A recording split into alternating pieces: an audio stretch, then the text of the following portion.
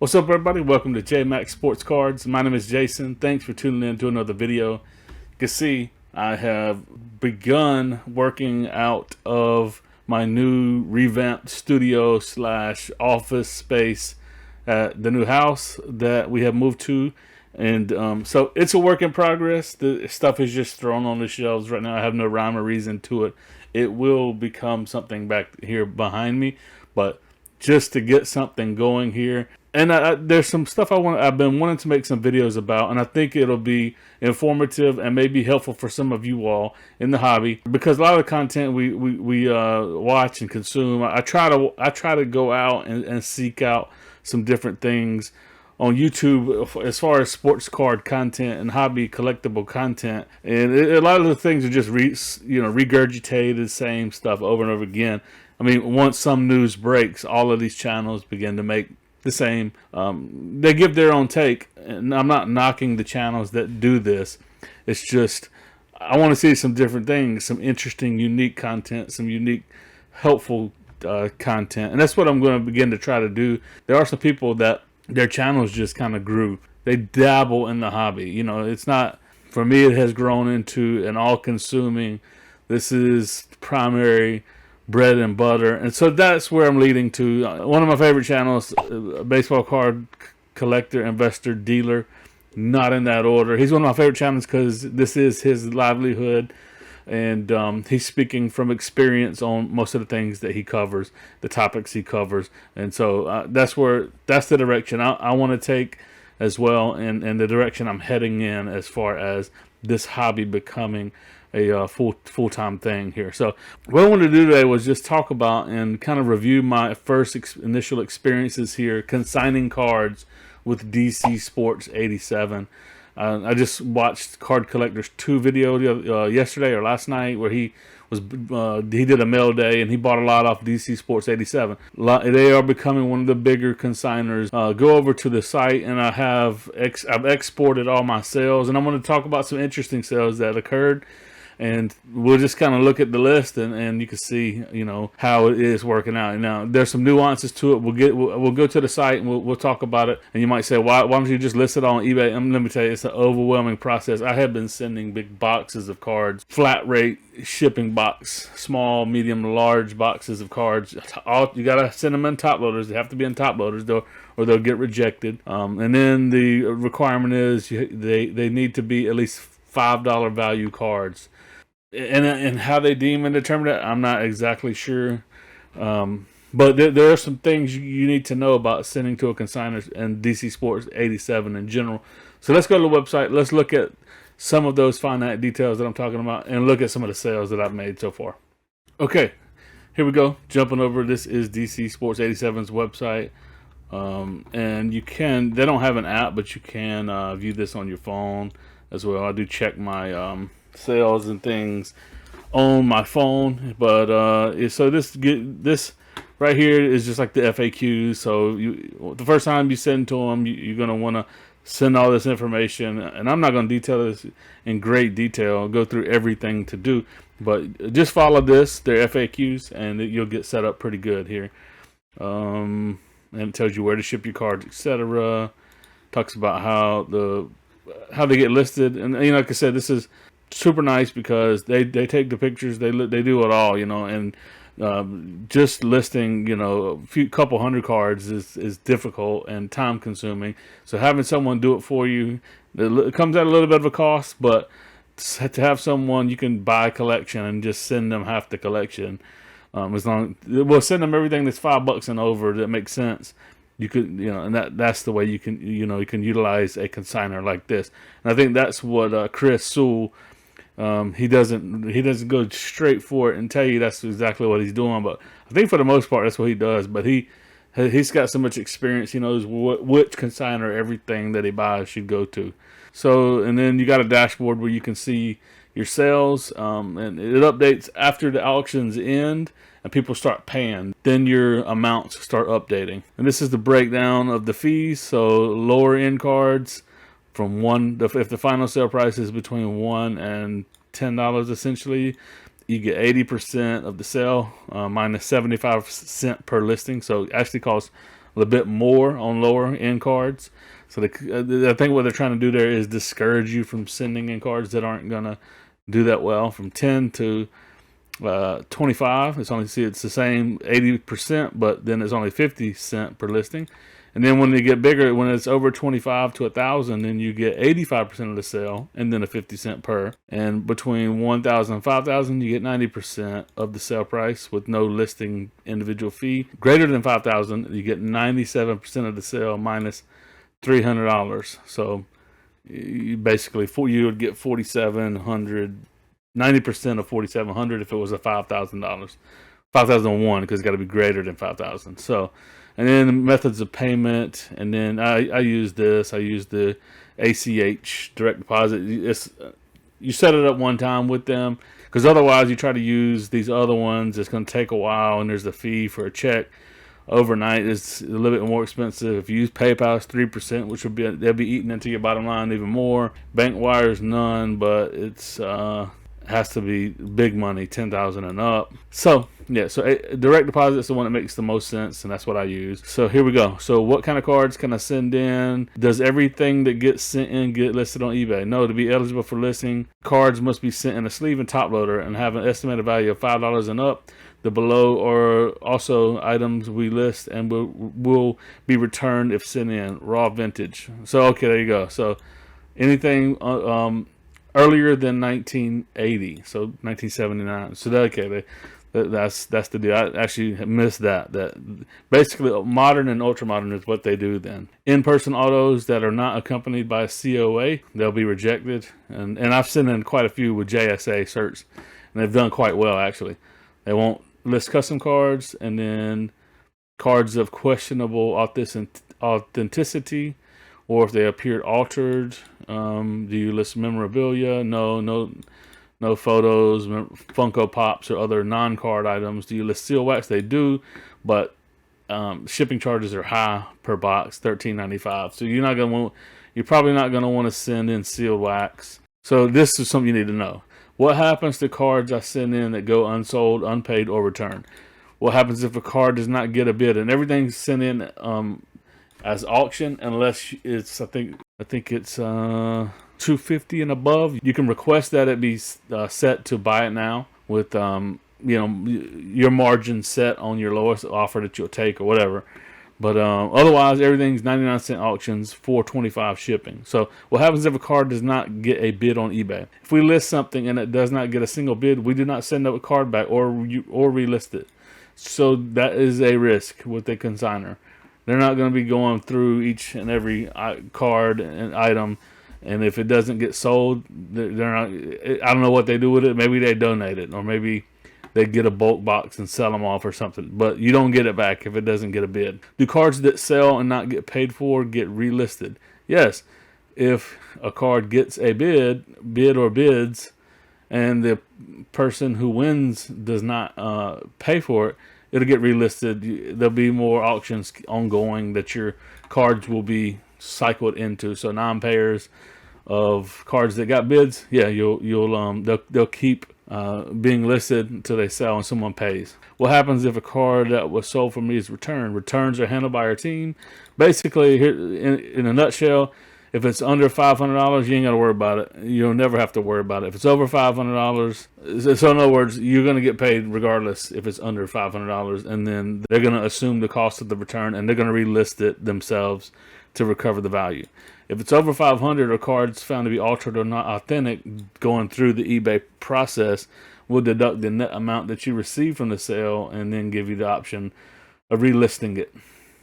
So that's just something to think about. That's it in a nutshell. Big things are over $5 cards and 1980 and beyond cards. So yeah, they are a modern, ultra modern. So and just know, like I said, if it doesn't meet their $5 criteria when they're screening cards, then they'll reach out with a message and say, what would you like for us to do with the cards? We can return them. We can donate them. We can do whatever you want with them. Or not whatever you want. They'll give you some options. So I've requested to have some of them returned. You got to pay the shipping. But overall, it's been a great experience. You can see there, if you send under 20 cards, and these got to at least average $25 a piece, they'll get listed fast in 3 days or in 3 business days, within 3 business days. And standard, oh, if you send over 20 cards, then it's going to be 15 business days. I've been, no matter what this it typically is, they have been listing for me quicker than that. My dashboard's here, and you can see I've sent in this many lots. My first one, this was under 20, and they got received, sorry, on the 4th and listed on the 8th. Received the 22nd, listed on the 9th. Oh, the estimate was 9th, and it got uploaded on the 4th. So they're actually, every time they're quicker. So I sent this on the 1st. It estimated to be listed by the 18th. It got listed on the 15th. You can see every time they beat their estimated time frame. So it says 15 business days right now, but it'll likely be 10, 11, 12 business days. But they just do that to make sure you're understanding, so of how long it's going to take for your cars to hit eBay. And they usually list on a 5-day. So what I did was I exported CSV so we could see all of my sales. We'll jump over and check that out. All right, so here we go. So this is my spreadsheet, and I just sorted it from Z to A, right? Yeah. So the highest gross sale all the way down to the lowest. You can see I have lots and lots and lots and lots and lots of sales or cards that were listed. Coming up maybe on 1,000, 883 is where I'm at so far. August 8th, when Hertz and Tua were hot, I sent these in. And they still are hot, and so the people who were guessing on Tua and Jalen Hurts got it right, who were speculating that they were going to. I figured Jalen was going to have a good year because they've set the team up, and the coach that they have is, great for Jalen and for quarterbacks. So, and they just set them up with the weapons and offensive line, really good team around Jalen for him to succeed. So sold Optic Hollow PSA 10 for $310. What I netted from that was $263. So not bad. I mean, like if I were to use eBay, and let's say 310 times 0.125, 38. So let's say 39. So 310 minus 39. So 271. If I would have done it on my own eBay, that's what I would have netted here. I netted 263. So not much difference at all with using the consigner. So take that for what it's worth. Other than the fact that you don't control, when it gets listed and all the all the nuances that go along with you controlling the card on your own account. But otherwise, if you're just ready to let it rip, using the consigner is great because they do all the work. Tua sold Silver Prism PSA 10 sold for $177.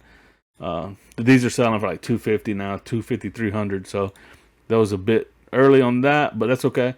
This one is one that was very interesting. This was one of these JSA certified. I bought a collection from a guy for $200 of all cards that were autos, but they were just in-person autos, and none of them had certs. So this was one of them. This was Tim Duncan rookie. It was like a Pepsi promo card, basically the calendar when he was at Wake Forest. So this is a Wake Forest card with him on it, Duncan on the front, and it's actually right here. So let's see if we can go to the listing, and here it goes. You can see, so pretty cool. And so it's in the top loader, and then like I said, you gotta, if you send an in-person auto, you gotta send the cert.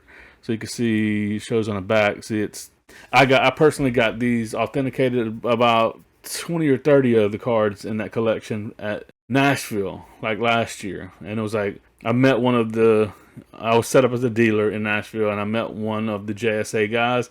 He came to my table. He said, "I'll give you a discount, a good deal." So he gave me a deal at $10 a piece to get certified. I think it maybe $15 to the general public. I got them for $10 a piece. So I was there. You go. So I was in. I think it was 20 cards that I got authenticated. So that was $200, and I was into the collection for $200. So $400. Well, lo and behold, this one here sold for, as you can see, $176. And if we go back to my spreadsheet here, so so it sold for $176. I netted $149. So now I'm almost into that collection, almost paying off the collection and not the JSA authenticating. But there's quite a few more in here that I've sold since then. and we'll look at a couple when we get down to them. So we got a Gabe Davis Hollow PSA 10 that sold for 123. I netted 104. So some of these did quite well. Let's see if we can find some other interesting ones. You know, so it's all hot players and you know, guys that I knew would sell, right? So that's the kind of stuff you don't want to send some oddball thing that needs to sit at buy it now for like 10 or 12 bucks and take offers on it, because in an auction those things aren't gonna they may not get a bid, right? It might be worth $10 to somebody, but if they don't view eBay during the 5-day window when this thing is on auction, auctions aren't the way to go. It needs to be hot players, big names, big ticket players, stuff like that. And or it's like this was a UFC, select UFC elephant prism that I ripped out of a pack. You know, it got $43, so I netted $36. It was out of a select blaster. I hit a elephant. And this guy is he was a semi-star. I think he kind of fell off in the UFC, but semi-star in the UFC. But it's, you know, people are always searching for elephant prisms, right? So I knew that would sell. Let's see. So here's another like JSA. So it's a Jerry West. I actually thought this was a low sale, you know, and it probably was. I thought this was going to sell closer to $100. So it was a Jerry West on 93-94 action packed. Sold for $31. So there you go. So there, that covers the collection right there between it and the Tim Duncan. Basically, I am, you know, at even. I just got to pay off now the JSA part of me paying to get it authenticated, $200. And I think if it wound up, here's another one. So Vince Carter, you know, I netted 25 on it.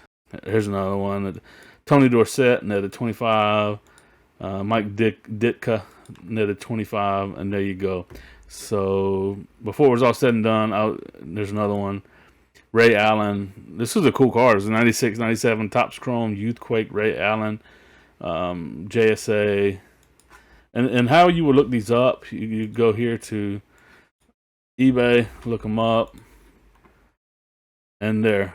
And you have to have it filtered on sold listings like this. So this would be that Ray Allen. So, yeah, this was a Ray Allen Topps Chrome rookie that was autoed. It's got the JSA, and so sold for 26. I got 21 from that.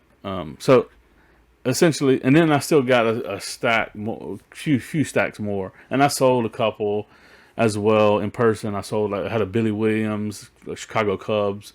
I sold that one off. So I think I've definitely made my money back on that collection. And I've got, like I said, I still have quite a bit of inventory from that autograph collection. So did well on that one. But, you know, this gives you an idea. You know, some of the stuff you might not be blowing out the doors. Like this, I did really well on this. A gentleman who watches the channel and I met in Charlotte. And we've been in contact. We've done quite a few deals together. He sold me I think it was maybe 14 PSA 9s, all Jordans, and just kind of junk wax stuff, but stuff that you would send if you're going to be sending junk wax. All Jordans, Magic Johnson, stuff like that. And he gave me a really good deal on them, and I auctioned them all off through Consignment. Made, you know, so all these did 14, 15. A few of them did better than that, but like here's another one, Skybox. That one did 19. I'll just tell you, I think I was into them for like $9 a card or something like that. 9, 10. I don't remember exactly, but it was good enough deal that I felt like I would definitely be able to make my money back. So there you go. That's an overview of using DC Sports Cards 87 or DC Sports 87. I always say sports cards, but that gives you an idea of how the experience will go. And then I've requested multiple payouts, you know, and they pay out. Once you get the direct deposit set up, and you request a payout, it typically will hit your bank the next day. So very fast. And I'm continuing to send to them. You know, I've got one that just listed. Then I've got another one that should be listing in about another week or so. And I'd like to have one list per week with them, or within every week or two. I'd like to have a listing up. So we'll also consider using my affiliate link down below with Loupe app, which is sort of like a Whatnot. I will get a little kickback from it. It's a way to support the channel. Now me going full-time in the hobby, those kind of things help out for sure, help me and the family out. But you'll get a $10 credit by using the link. So it's almost like it would pay for itself. basically. So basically, if you spend $10, you'll get $10 credit. So it's kind of it's a no-brainer. It's a win-win, you know, for you and for me. I went on it today. I was trying to use my credit, but I want to buy into some singles auctions where people are just selling singles or in slabs. They were all breaks today, and so I didn't actually use it. But it's loupe.cards/JMac. And so I'll probably review it pretty soon here and review my experience using it. But personally, I've sort of decided I'm not going to do breaks anymore, and I'm really not going to be ripping much wax. It just I've wasted so much money on wax and breaks, and I just haven't had very much good success with it. I've even done case breaks and stuff. Just never works out well for me. So I'm going to use, you know, like Whatnot or Loupe for singles and slabs. So consider doing that. I'd appreciate you. I'd appreciate that for sure. And I appreciate all the support. If you're enjoying this kind of content, do me a favor, hit that like button, subscribe to the channel, and turn on the bell to get notified when new videos come out. And let me know what you think about the new studio, and let me know about any other topics or content that you want to see have videos made on, because I'm open to hearing from you guys, seeing what you guys want, and we're going to grow and expand this thing, no doubt. So that's all I got till next time, guys. Thanks for watching. Hope you have a good one. Deuces.